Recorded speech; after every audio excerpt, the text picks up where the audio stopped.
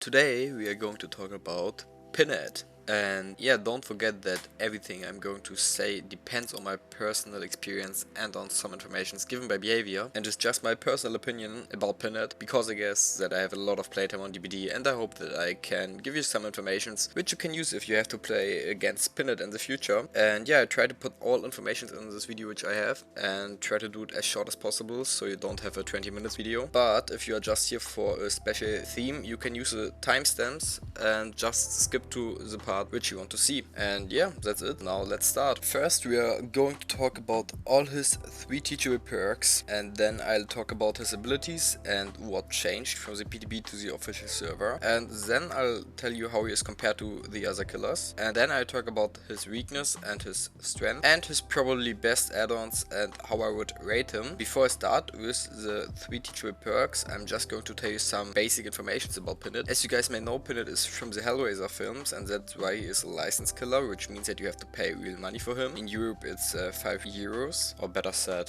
500 aura cells. He moves at the movement speed of 5.6 meters, which is basically at the same stage of fast killer like Billy and the Trapper and all of those, except of killers with movement speed abilities for sure. But from the PTB to the official server some things change, which I'm going to tell you later in the video. But he's also one of the tallest killer, which is in weakness as well in my opinion. I'm going to talk about that later as well. And his basic terror radius is 32 meters, so without perks, which is also very basic. Okay, after we've talked about his basic informations, I'm going to talk about his first teachable perk, which is Deadlock. Deadlock blocks the generator with the most progress for 20 seconds after generator is repaired, and shows you the aura in the right color for this time, and that's basically everything this perk does. And I guess I don't have to talk a lot about this perk. There are just better opportunities for this perk, like Corrupt Intervention if you want to block generators.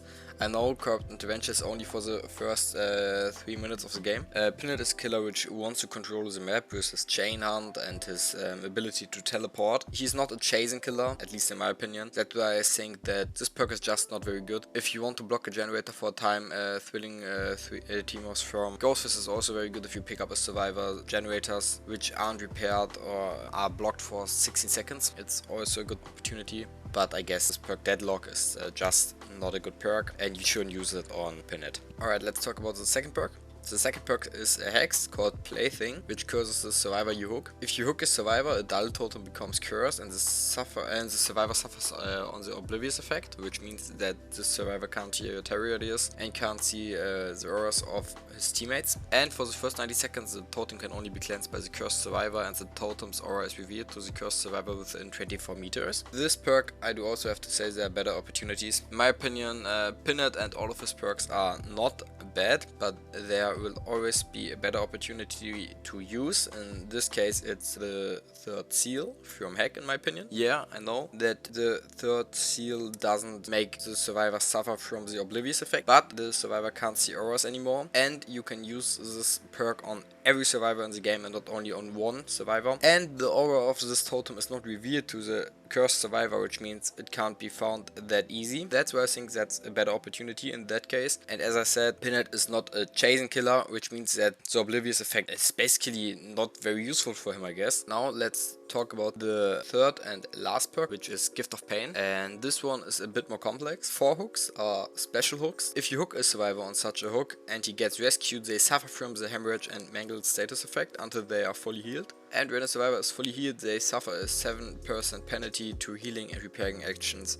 until they are injured again. So this perk is basically not realistic that this perk is going to come clutch, yeah? Like, this survivor has to be hooked on such a special hook. There are only 4 hooks which work with this perk, so you have to hook him on this hook. Then he needs to be healed, and after he got healed, he has a 70% penalty, and if you injure him again, this stops. So I guess it's basically not useful, because you can just use Thanatophobia from the Neuras, which is just better in my opinion. You can use it on 4 survivors.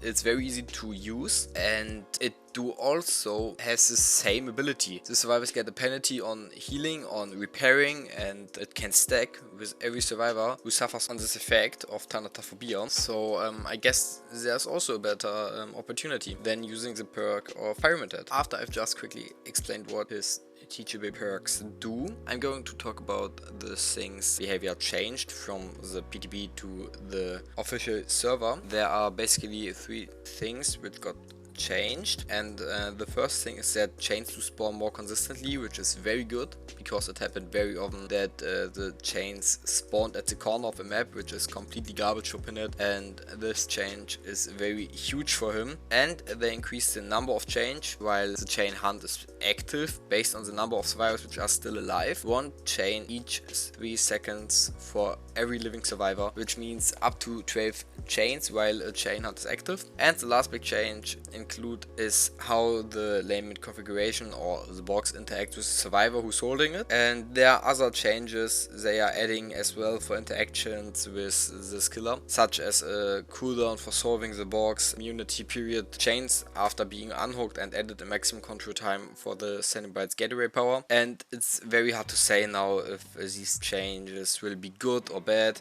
for player on both sides, but I guess we'll figure out in the future. That's what they've changed. I can't say a lot about these changes because we didn't see how this is going to change Pinhead's way to play, so we have to wait about that, but I just wanted to let you know what they've changed. Alright, now we're going to talk about a theme which is hard to talk about because it's really based on personal experience, as I already said in the start. We are going to talk about the fact how Pinhead is compared to other killers, and I have to say that he has a lot of problems in a chase, in my opinion, because that's what I've noticed in my games against him, and his abilities are just not strong enough. They are a bit bugged sometimes, like he basically can't finish a chase, in my opinion, because when I do solve a puzzle, or if I solve the box, Pinhead teleports to me. I don't have a problem to run him for like 3 or 4 gens, except Pinhead is very good, but there are other killers. If a Boba would teleport to me and would stay next to me with his chainsaw, I would be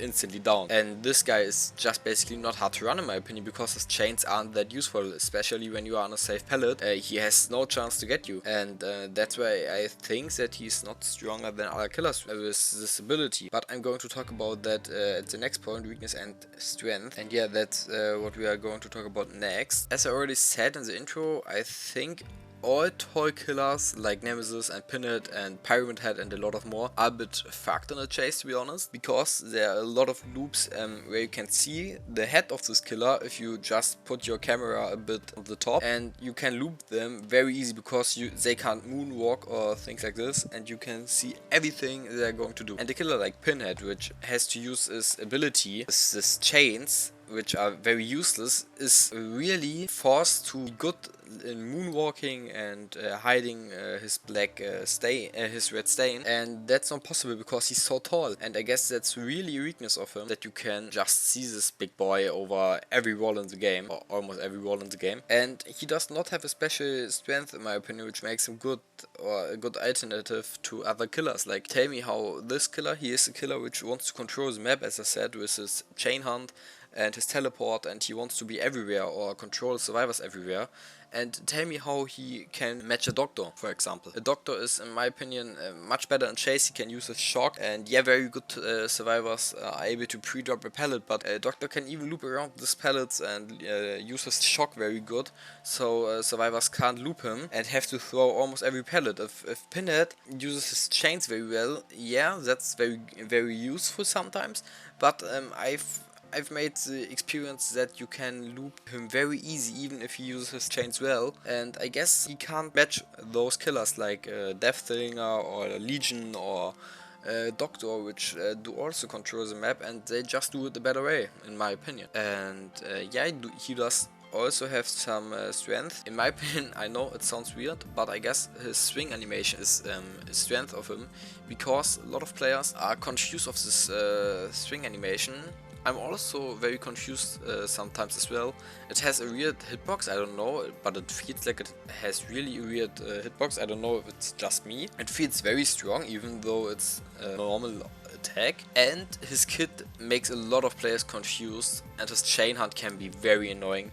That's the only part where I say, okay, maybe he's not that weak, and that's why I would put him in C tier, but I'm going to talk about that later. His chain hunt can be very useful if you have some add-ons, and I guess he's probably a good killer in low ranks, because the low rank survivor do not know how he's working or don't know how he works exactly, and they maybe can't play against him, and then I can think that he is a strong player. But I guess if you have a full tournament team, this killer won't have a chance to get even one player out of the game. I guess he's too weak for it, but we'll see how it goes in the future. But yeah, that's what I think about his weakness and his strength. Now I'm going to talk about the best build of Pinhead. The best build of Pinhead is probably the one with green and yellow add-ons, which increase the solving time of the box. If you compare it with Franklin's, you can wait a bit longer for the teleport, so you don't have to port instantly. And if you teleport to the survivor with a box and you are able to get a hit on him with Franklin's, you get a free chain hunt because he drops the box, which is very good for your impact on the map, because you can use your only strength very often and very easy. And I guess that's a way how to make him useful or make him strong. So if you wanna try it out, do it, the green and the yellow one. And yeah, that's what I have to say about that. Now I'm on my last point. And my last point is how I would rate this killer. I guess I've already talked about that a little bit. He's not completely bad like Trickster in my opinion, because Trickster was completely garbage after his release, not gonna lie. But he's definitely not strong as well. I would maybe rate him on C tier or B tier, something between it I guess. Maybe next to the Doctor, a bit weaker than the Doctor. Yeah, that's all I have to say about Pinhead. That was the video. I really wanted to try such a kind of video. I hope you guys enjoyed it. Next video will be a normal survivor video again. As I said, this was only my personal opinion, and we haven't seen a really good Pinhead yet, so we don't know what's possible with him, and maybe he will be a very strong killer in the future if we have new ways how to play him. I'm not sure yet, but after this first week of playing against Pinhead, I can say that I guess he's very weak. If you have some questions about Pinhead, let me know in the comments. Don't forget to subscribe, and see you guys in the next video.